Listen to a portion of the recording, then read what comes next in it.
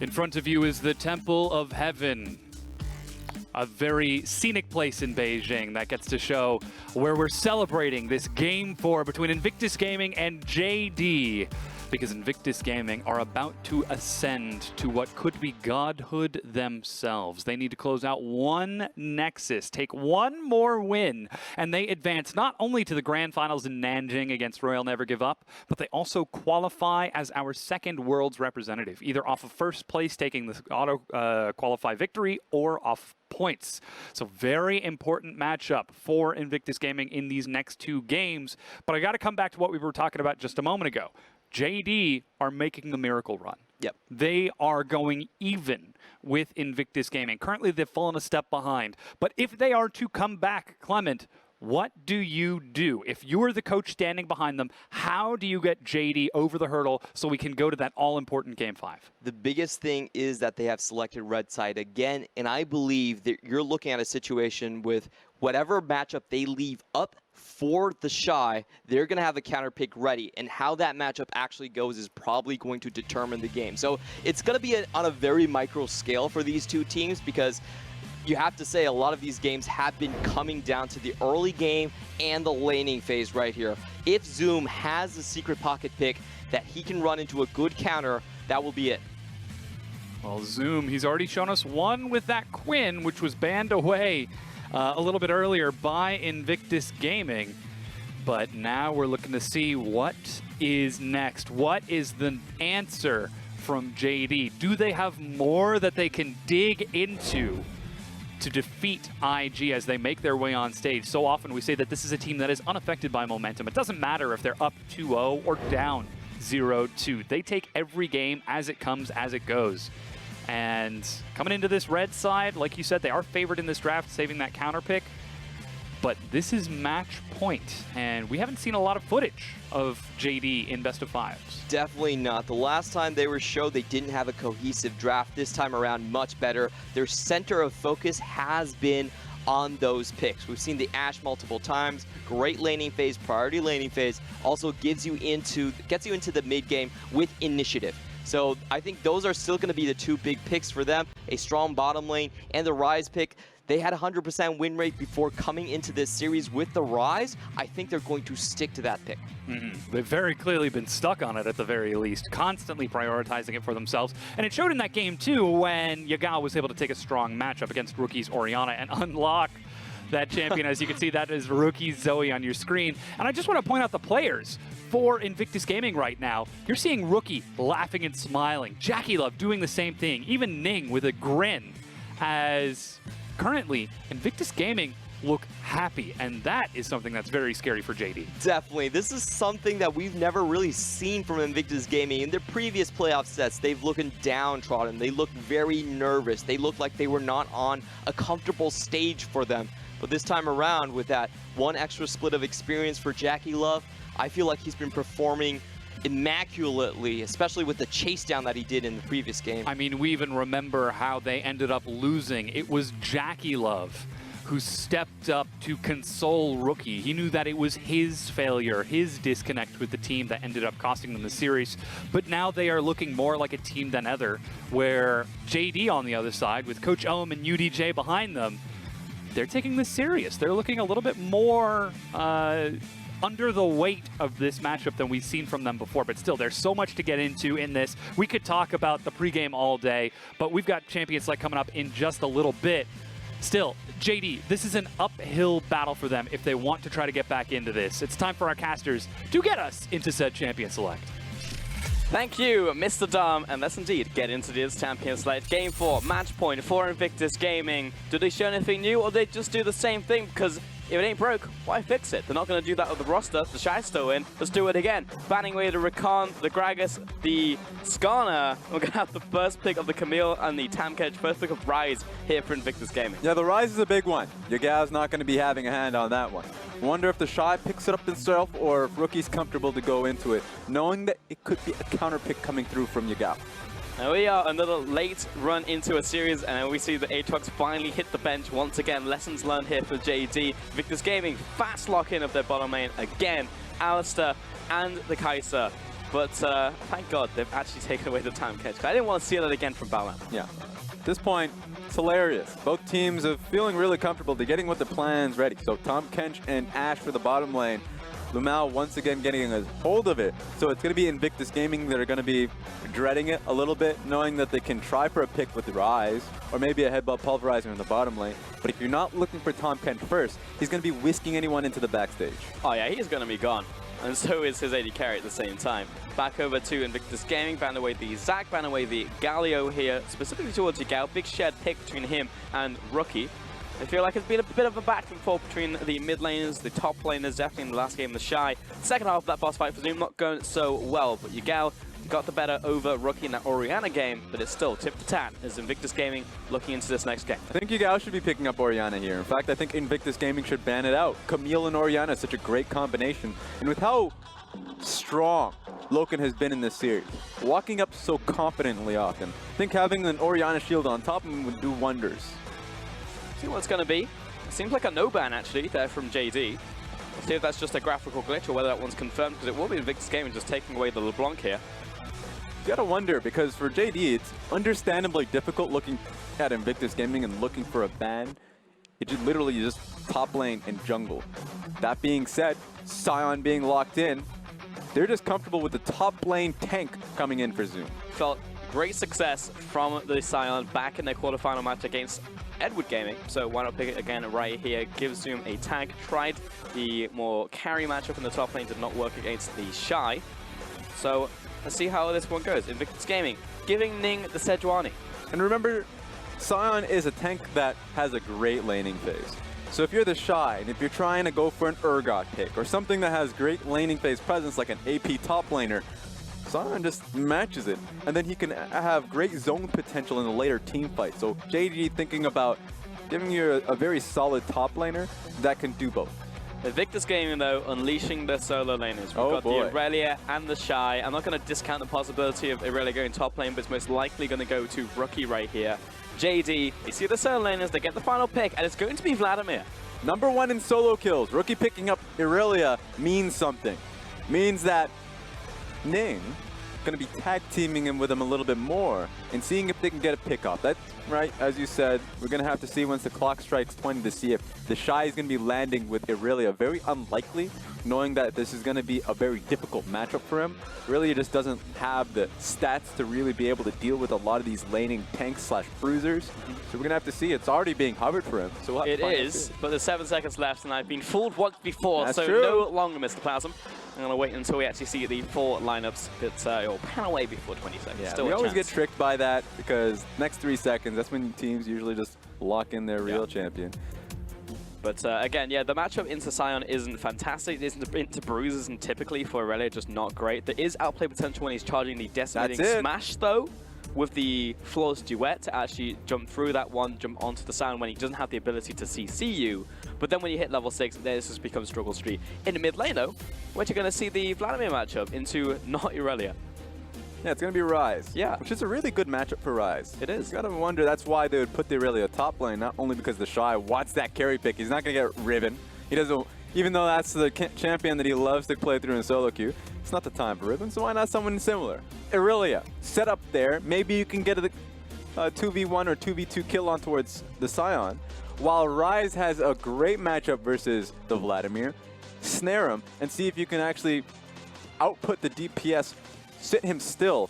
I think Ning has a lot to work with in the top side of the map. He definitely does, but it's just so rare to see a top lane Aurelia do well in the LPL. Yeah. I think the only one in recent history has been Holder, actually from Rogue Warriors. I thought his performance was fantastic on the Aurelia, but outside of that, it just usually meets a tank right here, and unless they get the support coming out of the jungle, then it could be Struggle Street. But you're right, Ning has a lot to work with, and it will be down to Ning to swing the matchup. That's why ganks in the top lane, that's what I'm expecting. Because you don't want to see Aurelia just go there alone for a long time. Nothing's going to be granted there. When Aurelia goes top lane, great versus the Gnar. But now the Shy has to show us, show the world, that he can actually output that in what is a bad matchup. It's nighttime on the Rift, and we're breaking reality right now. We're thrown for a loop. The crowd's not. Let's get onto the Rift.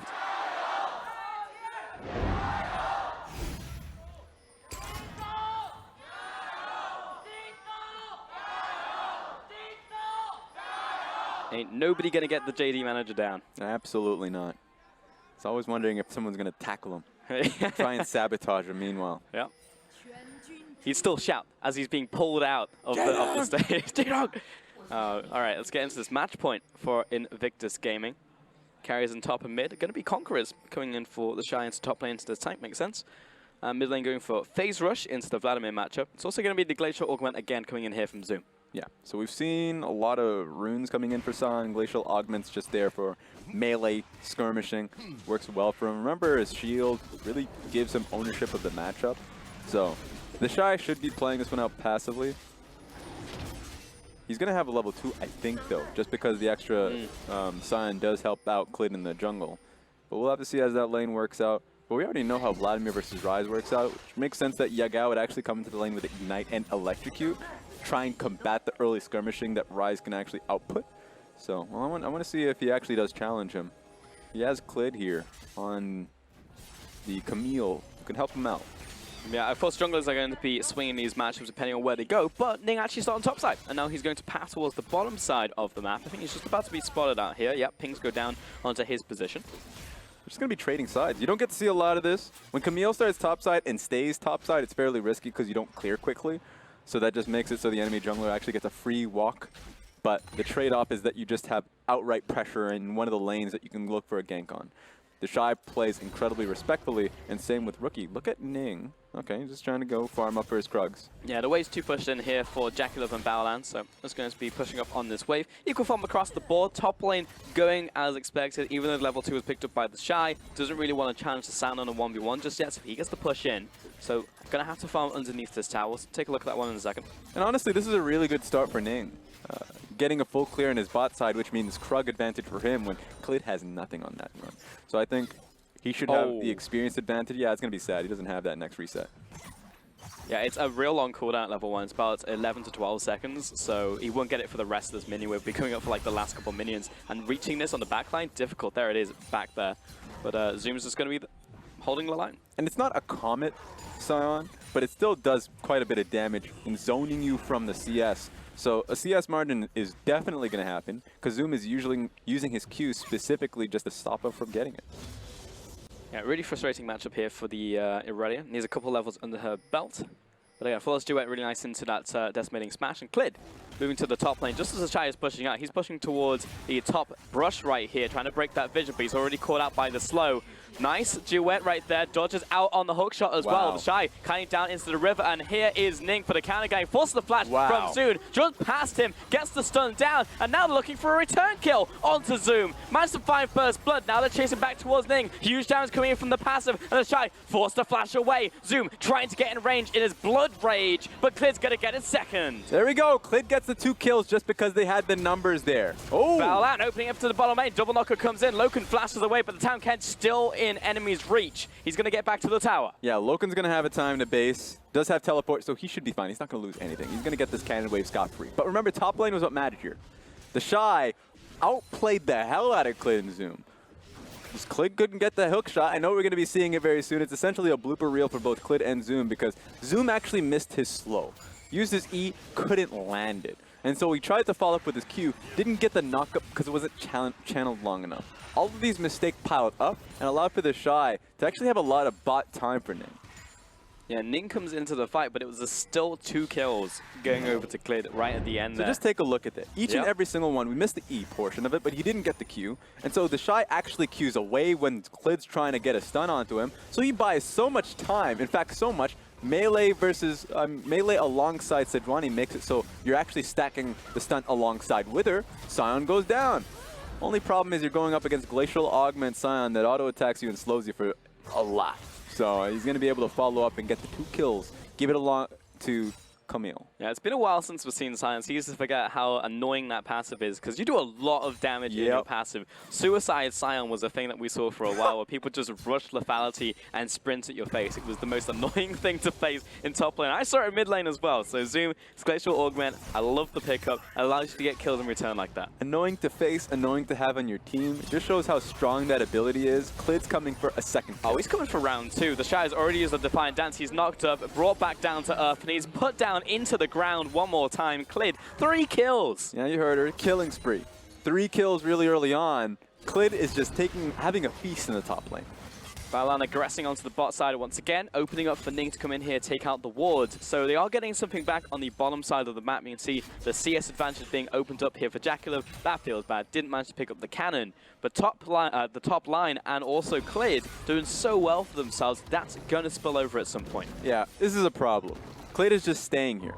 Sure, he gets the Gromp gold, but he's doing it just to have pressure in the lane. There's a lot of land to be buying. How much did it cost? I don't know. I mean, Shai's going to be paying for it, it looks like. Again, he's trapped. Comes out of the Vanguard's edge, but he's locked down once again. They're sitting inside this one, jumping back and forth, but the footwork's not going to be enough here as Ning moving towards the top side. Can he get the burst damage onto Zoom? Dodging out of the flail. Still goes down for the count. Zoom. He's going to come in first once again, though. Here comes Rookie in from the mid lane, chasing out Clid. Already used the Room Prison, pushing him back to the tower. He tags him. It's not going to be enough damage, though, into the bottom lane. Another save out from Lumao as, again, Balan opens up and towards them. Stop fighting!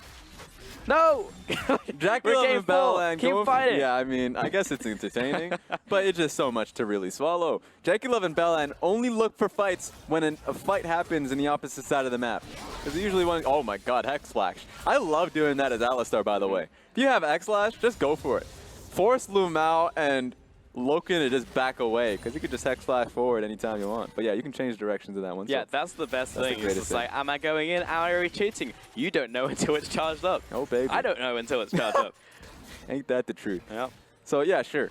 Trades happening bottom lane for JDG, but the top lane is getting brutal at this point. The Shy was dancing around, but he just has no damage this early on. Oh, come on! Almost the steal. Stops him from going over the wall right here, and the Shy is getting destroyed by Clid. Brutalized. Of course Clid is going to come back top. There's a scuttle there. Why are you taking it? There's only one scuttle up at this point in time.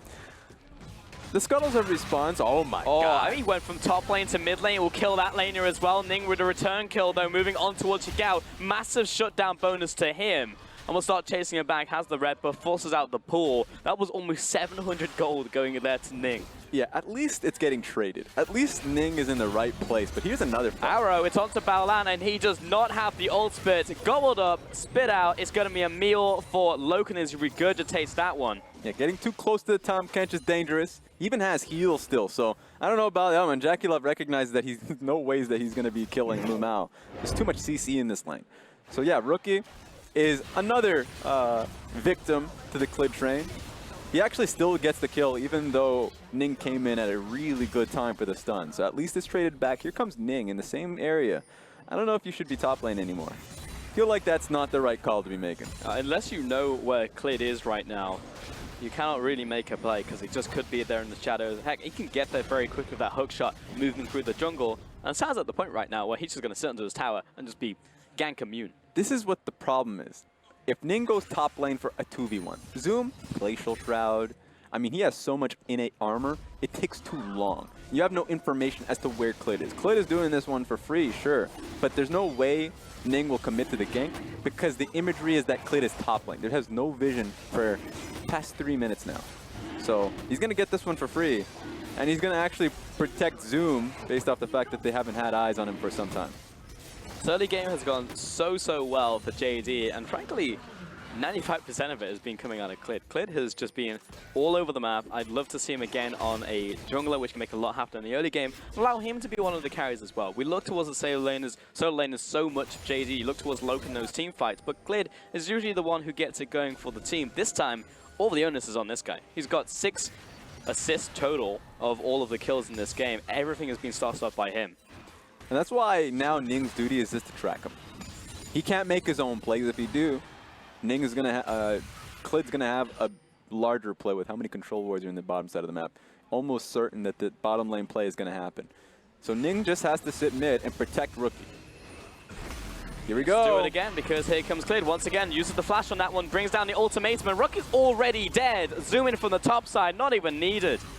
They have 5 members here. Wait a second. The whole family's here. They can just take this one tower for free. Ning's got to get out of here. here. Now he's under attack. 5 members. You cannot step up to that one, Ning. He's going to be blasted in place. Another kill over to Clid. It just all happened so fast. Ning didn't know what to do. He was still sitting under tower. He's like, wait a second. Are they going to dive me? Do I have the members here ready? The Shy ain't near you. Baolan and JackieLove was still in the bottom lane. Hell, JackieLove is actually still trying to take that bottom lane tower. So much was lost there, Ning just had to evacuate. Yeah, that duo name should be Jaolan. I like that. I like it a lot, I like yeah. that. And meanwhile, on the bottom side, Zoom, he's going to see got JackieLove, bad one news. half of that duo, slows him down. Nice killer instinct, dodges out from the decimating smash. Yeah, forces him to use ulti. That's still a resource that you don't want to use in that situation. But what can you do? At this point, you're Invictus Gaming. Too much is being swept underneath you, and that's all off the pressure that Clid has. Now we're just swapping up. JD striking real hard in this game, put to match point. And again, they're just not a team who are shaken by momentum from either team. They'll play exactly the same. And we're seeing them come back into their own as well. They've felt way more comfortable out of game 1 and game 2. It's like there was a little bit of indecision, uncharacteristic from JD, but we're back to regular season now for JD. This is exactly what we've seen, and one of the reasons why they've been a top 5 team consistently throughout 2018. If you give them the counter picks, if you give them a strong lane, they already have the strong team play. And that's why Red Side in this matchup has actually been so crucial. That Invictus Gaming are known for it, and JD use it as a band-aid. That being said, let's take a look at this. I mean, so, I like the innovation. The Aurelia, nice. You gotta make make it worthwhile. Problem is if you're blue side and you're going towards the Aurelia, that's the real issue. Because recognizing that you're going into a bad matchup and you're pulling Ning towards that, great, gives him focus, but it's a 2v2 lane that's not gonna work in favor of you. That's my problem. It's a 2v2 lane that actually works against you. So banking on the Aurelia and not sending it towards the mid lane ain't working with me, and obviously it's not having a good result. It was surprising. I mean, in the mid lane, we were talking how good the matchup is for the Rise, and I mean, that's true. It's still true. But when you have literally overflow from the top side, you've got a 3-0 Clid running towards the mid lane. What's Rookie to do? It doesn't matter how good your mid lane matchup is. You're still going to instantly die 100-0 from that gank. So, yeah, the top lane, odd to see it sacked right here. And again, I don't think it's IG playing with like over average or anything. I feel like they just wanted this matchup to happen, but it has not worked out. Massive early game advantage. This Aurelia, you saw her play it all but perfectly into the Sion bottom lane. Didn't even break his shield. Like, Sion is so safe right now in that matchup. He just doesn't care about this Aurelia whatsoever. Frozen Heart to what is just not a completed Trinity Force, and it won't be complete for some time. Still needs the Stinger. That's the stage that she's in right now. So she just needs to be accruing the farm. She needs that time, and right now JD, the gold is on a Camille. She doesn't give a damn about time. She's going to be looking to dive you, and that's why JackieLove can't take that CS.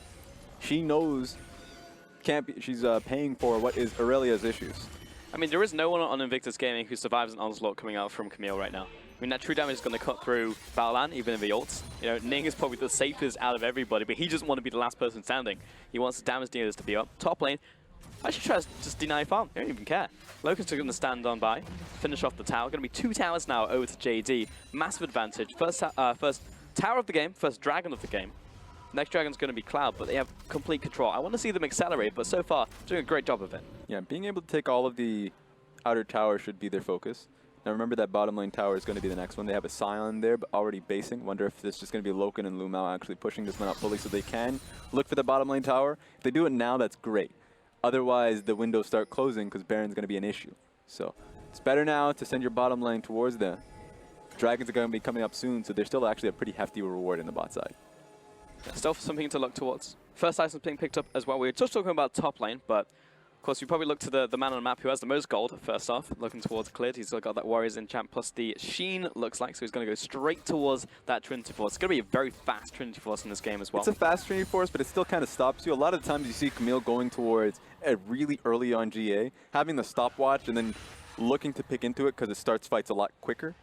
You have the quicker item power spike. You can look for fights when you're snowballing. Trinity Force slows that down a little bit.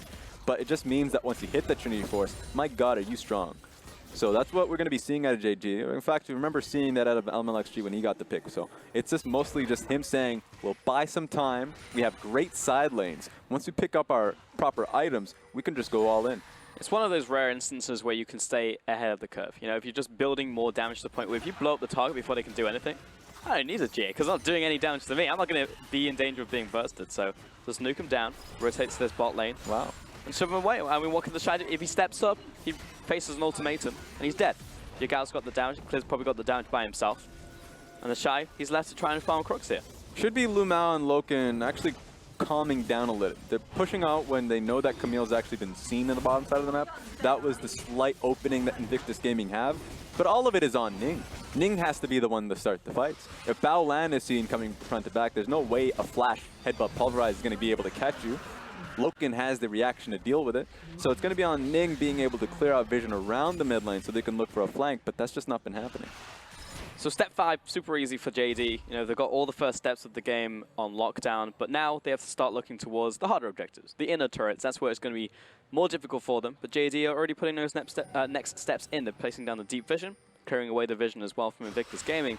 And they've also still got Herald. You know, that's going to be like a fantastic tool to use as a battering ram to actually open up this line of inner turrets. Yeah, and they're doing a lot, actually. They're pushing completely into the red side jungle. Okay. Looking for this 1 versus 1 here. The Shy opens up the Vanguard's edge, goes down into the pool, but he's not winning this one. The turnaround, in comes the rest of the team. Clid finishes off the Aurelia. Honestly, I thought the Aurelia was going to be able to take it. I think she would have, but the rest of the JDG were just close by. It's the only reason Yagao took the fight is because he knew that the team was coming in.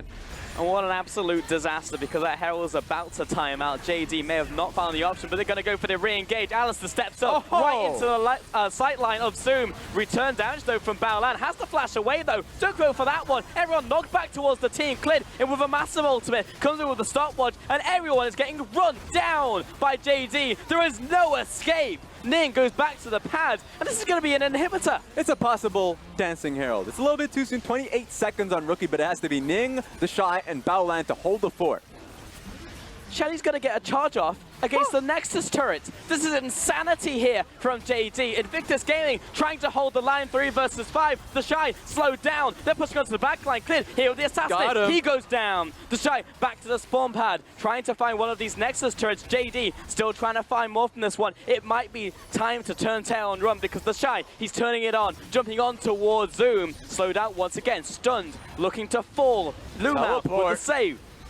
Jackalove from the top side, Ning with a flank once again, but JD are relentless. They come back together, looking for this fight. Ning chased down, 1-for-1 trade. The Shy jumping back and forth, finds 2, looking to win his third. That's going to be a triple coming out from IG. That was such a good flank. 2 people coming in, both Jackalove and Rookie at the same time.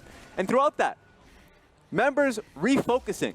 No eyes on the Shy, and he just went off. Now he's 4, 5, and 3 when he was completely deleted out of the game.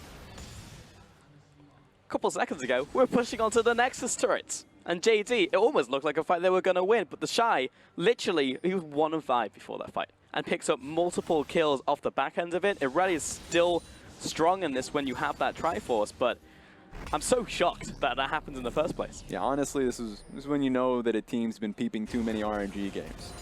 If you look for those, that was beautiful, by the way. I loved it. Most satisfying ultimate of all time right there. Golf claps around. That being said, if you're looking for those plays, you have to be confident that you're strong as a team, strong as a unit. Loken lost too much AP in that situation. He's the target. But they were already focusing on Zoom because Zoom had lost quite a bit trying to tank up and take this next tower. So many blinking HP bars. They weren't able to get the Shy because he got the first kill on towards Clid. At this point, red alarms. You have to get out. So at this point, it's already too late. Ryze and Kai'Sa are actually coming back online, and they both have teleport. So congratulations, and they're right behind you. So I would actually now focus on completely to the Shy. Because the Shy now has Loken right in his eyes. That should be an easy task if he has no mana and he's alone.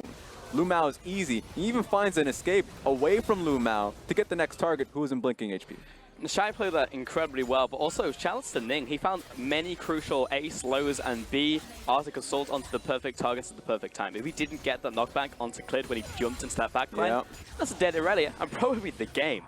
If he didn't find the slow onto Zoom when he was in death form, he was going to kill 2 people by himself. Ning was actually very subtly big there for the team, but JD, let's not forget, that was a massive advantage for them, and that was an inhib in bot lane. The perfect one as Baron spawns on the dot 20 minutes into the game. They are nuking this one down. Look at where Yagao is. He's in a position to fight. Teleport's coming through, and Invictus Gaming are trying to challenge. Bao Lan leading the charge, but he just wants to draw them out into the open, and Breakable Will comes down, and Ning throws out the ultimate. Wow. Here comes the Shy, blows them up with the Vanguard's edge. In comes Vladimir, just back towards the team. Big knocker coming in, and the Shy bursts the fall. Bao Lan backing walking away, but the front line is dead. It's broken, and now JackLove has to scram. He needs to get out of this fight because everyone else is dead. Killer Instinct comes in, and he tries his best, but it's an ace for JD. He's got the KDA, but you're dead, son.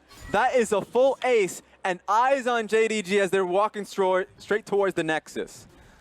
And we called it in Game 3, we're like, whoever wins this game, it's probably going to be a 3-1. JD saying, not today. We are the challengers. We are here to take it all. 21 minutes, and we're looking towards the Nexus right now. Yeah, this was easy pickings here. Yagao had a great game on the Vladimir. Eyes on him. If he gets the MVP, well-deserved, because this Vladimir was so difficult to start the fights. Ning and Baolan trying to stop the them. last defense, though, they're onto the Nexus, but split up right now as the Shag comes back from the spawn pad, but the Nexus is still down. JD! They take us to a Game 5. Not a lot of people expected this. Coming into this, I said Game 5, but I thought I was the hipster in the bunch. Everyone else is saying 3-0, 3-1, never a 3-2 Impossible. series. But we're now into a Game 5 situation. We talked about the stakes here. Invictus Gaming, if they take this series, they go to Worlds. They go to their first finals in their history with Rookie. And now they're in a position where they have failed in the past, and they have to prove the doubters wrong. I mean, JD right here, they said it in spring. We're going to prove everyone wrong with our actions. And I think their actions have definitely just been louder than words. I mean, far louder. They topple EDG. They're on the verge of toppling Invictus Gaming, going to finals in their first year as this full squad. It's just absolute insanity. No one could have predicted the Dark Horse would go this far. And they're challenging their synergy. They're saying that we know each other better than you know each other. Immediately, Ning in the 2v2s around mid and top lane has actually just been failing to what Clid has been presenting. So strong performances from Clid. Unbelievable fourth game coming out from JD. We're going to throw it over to Jan's desk and see what you guys can make of this. The curse is real.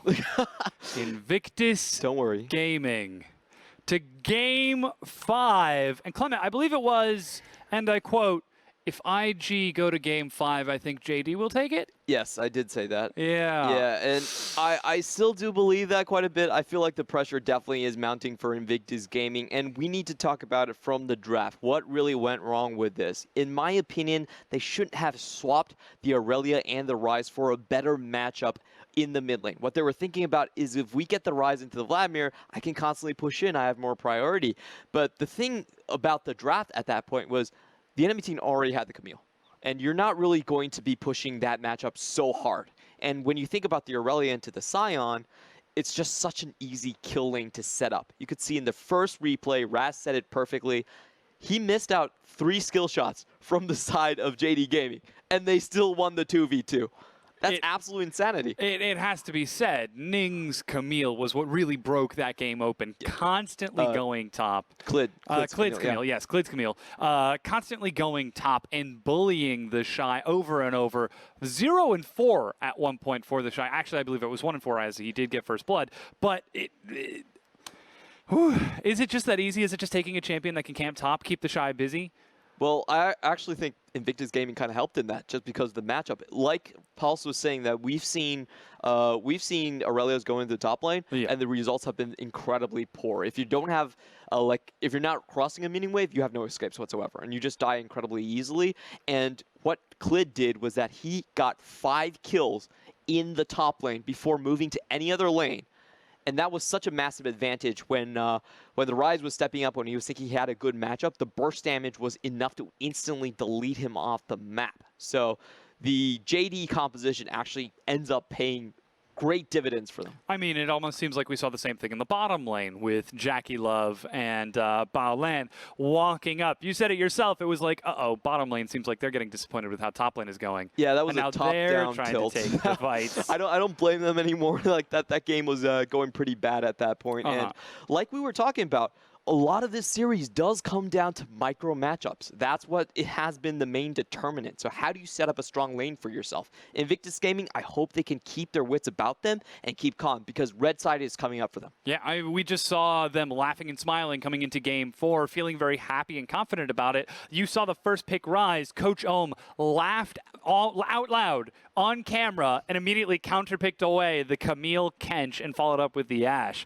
So very clearly, JD Gaming were prepared for that eventuality if IG thought they were going to throw a wrench in the plans and try to confuse them. But now it's down to game 5. JD Gaming take game 4 with only 4 bans. They did not use that 5th ban. That was not a mistake. That was a mistake. And they're coming into this next game. I'm saying that was a mistake. The game 5. We have to assume, right? There's only things that you can gain from banning away a 5th champion. Yeah, the key thing here is that it was not a graphical glitch. They just did not press any bans in time. So we have to let that pass. And unfortunately for them, they were still able, able to pull out the win. Big thing here for me is that you have to look at strong lanes and you have to look at strong jungle matchups. This time around, Ning took the Sejuani much like Clid did in game 1, and it didn't work out for him. Yeah, and surprise, surprise, Clid will take the MVP with that Camille. Such a fantastic performance. 9, 3, and 5. Absolutely monster of a performance, and honestly, I voted for Clid in the #1 spot in the LPL first team. I feel like this guy, his set plays are good, he has carry performances, and he can play tanks as well. He has the most complete package out of any jungler in the LPL right now. Yeah. Trying to sell your own votes there. You know who did get the jungle? I know, in the Ning. all LPL team? It was Ning. It was Ning, and it was for a good reason, I would say. It's because he ganked a lot more. He has the highest influence in the lanes, but he can't do that if he's on a worse matchup in terms of the jungle pressure right here. So we are seeing a lot of battles here. It is more about lanes and about priority. So Clement, this is it. This is game 5 for Invictus Gaming. The curse, it is palpable for this team. Can they do it? All right, we're going to go ahead and take a quick break while we get ready for that game 5. Give Clement some more time to think on his answer. JD? I said JD at the start. I'm All right, well, you've got 3 minutes to think about that, Clement. We're going to go ahead and take a quick break. 相信这支年轻气盛的京东，相信过程。